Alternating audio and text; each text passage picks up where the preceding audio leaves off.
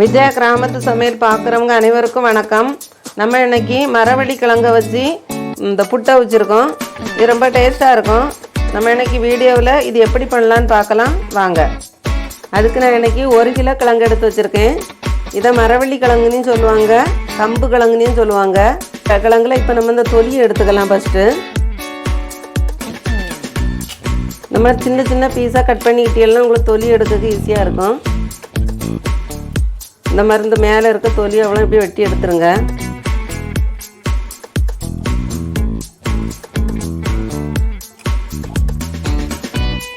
இந்த மாதிரி எல்லாத்துலேயுமே நம்ம இப்படி தொலியை எடுத்துடலாம்.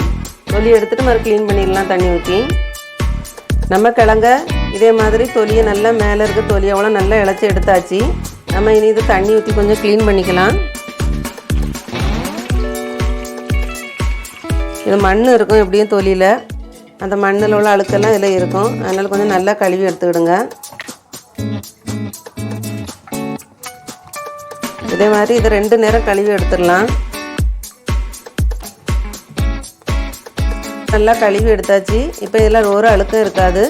நம்ம இனி இதை சீவரில் வச்சு நம்ம சீவிடலாம். அதுக்கு இந்த மாதிரி இந்த பெருசாக இருக்க சீவில் எடுத்துக்கிடுங்க. இல்லை இந்த மாதிரி ஒரு பீஸை எடுத்துக்கிடுங்க.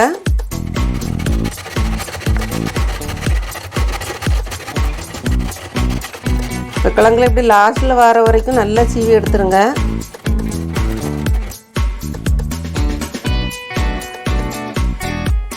இங்கே பாருங்கள், இந்த அளவுக்கு நல்லா பூ மாதிரி நம்ம எடுத்து வச்சுருக்க கிழங்கு எல்லாத்தையுமே திருவி எடுத்துடலாம். நம்ம 1 கிலோ கிழங்கு எடுத்திருந்தோம். அவங்க எவ்வளோ பூ வந்துருக்குன்னுட்டு நம்ம இதையே அப்படியே அவிக்கலாம். ஆனால் கொஞ்சம் பிசு பிசுன்னு பசையாக வந்துடும். ஆனால் இதை நம்ம நல்லா புளிஞ்சு எடுத்துக்கலாம். எவ்வளோ முடியுமோ அந்த அளவுக்கு இந்த மாதிரி புளிஞ்சிக்கிடுங்க. நம்ம அப்படியே அவிக்கச்சில் அப்படியே கிழங்கெல்லாம் அப்படியே ஒட்டி இருந்துக்கிடும். அதனால் இந்த மாதிரி தண்ணியை நம்ம புளிஞ்சிட்டு எடுத்த உதிரியாக இருக்கும். இதை பெருசாக பீஸாக கட் பண்ணி போட்டு வேக வச்சுட்டு கூட நீங்கள் தேங்காய் போட்டு சாப்பிட்லாம். ரொம்ப நல்லாயிருக்கும். குழந்தை பெற்றிருக்கவங்களுக்கு குழந்தைக்கு பால் கொடுக்கறதுக்கு நல்ல பால் இருக்கும். இதை சாப்பிட்டாச்சுன்னா பச்சையாகவே சாப்பிடலாம், இல்லை வேக வச்சு சாப்பிடலாம். எப்படி சாப்பிட்டாலுமே இது ரொம்ப நல்லது உடம்புக்கு. இந்த மாதிரி புட்டை வச்சு கொடுக்கறதுல கொஞ்சம் வித்தியாசமாக இருக்கும் அவங்க சாப்பிட்றதுக்கு. இதே மாதிரி நம்ம எல்லாத்தையுமே புளிஞ்சு எடுத்துடலாம். நம்ம அந்த அளவுக்கு எல்லாமே நல்லா புளிஞ்சு எடுத்தாச்சு. இப்போ லைட்டாக இதில் உப்பு போட்டுடலாம் தேவையான அளவுக்கு.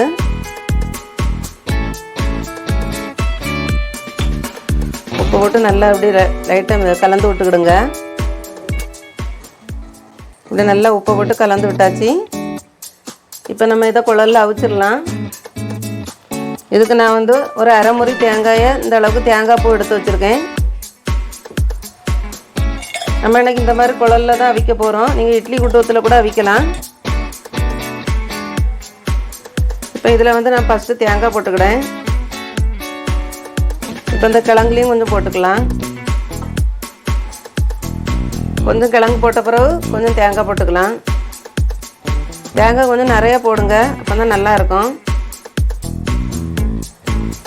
அடுத்தாலையும் கொஞ்சம் தேங்காய் போட்டுக்கலாம்.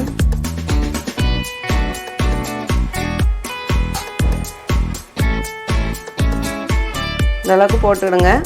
இதை நம்ம இனி அடுப்பில் வச்சிடலாம். இந்த குழல் வைக்க பாத்திரத்தில் தண்ணி ஊற்றி அடுப்பில் வச்சு கொதிச்சாச்சு. இதில் இப்போ இந்த குழலை வச்சிடலாம். நம்ம இது வேகிறதுக்கு ரொம்ப நேரம் ஆகாது. ஒரு 2 நிமிஷத்துலேயே வெந்துடும். வெந்த பிறகு நம்ம எடுக்கலாம். இந்த அளவுக்கு ஆவி வந்தாச்சு. இந்த ஆவி 1 நிமிஷத்துலேயே நம்ம இதை எடுத்துடலாம். இந்த மாதிரி ஒரு ஆப்பையில் பின்பகுதி எடுத்து வச்சுக்கிடுங்க.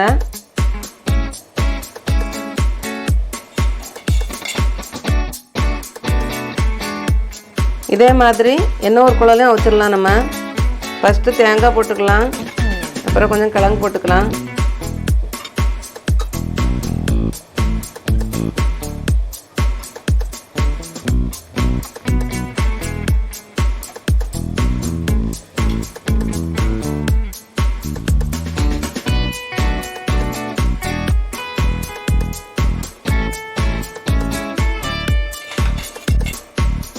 அங்கே கிழங்கு புட்டு ரெடி ஆகியாச்சு.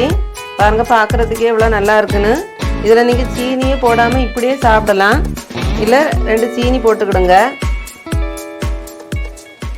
கொஞ்சம் பழமும் கட் பண்ணி போட்டுடுங்க.